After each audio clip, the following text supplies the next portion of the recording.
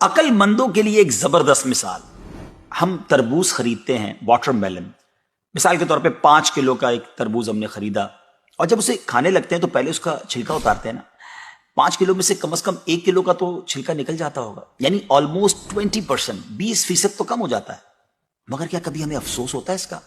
کیا ہم سوچتے ہیں کہ ہم نے تو تربوز چھلکے کے ساتھ خریدا ہے، چلو آج چھلکے کے ساتھ ہی کھا لیتے ہیں؟ ایسا نہیں کرتے نا.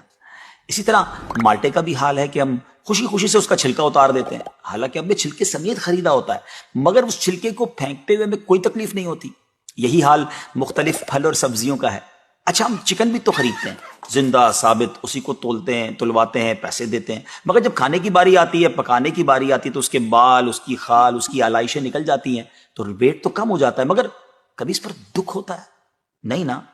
تو پھر 40,000 میں سے 1,000 دینے پر، 1,00,000 میں سے صرف 2,500 دینے پر ہمیں کیوں بہت تکلیف ہوتی ہے؟ حالانکہ یہ صرف 2.5% تو بنتا ہے، یعنی 100 روپے میں سے صرف 2.5 روپے.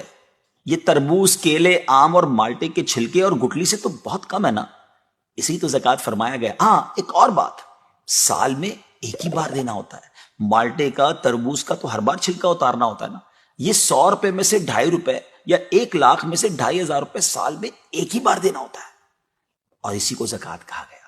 کیا برکت والا کام ہے یہ. مال بھی پاک، ایمان بھی پاک،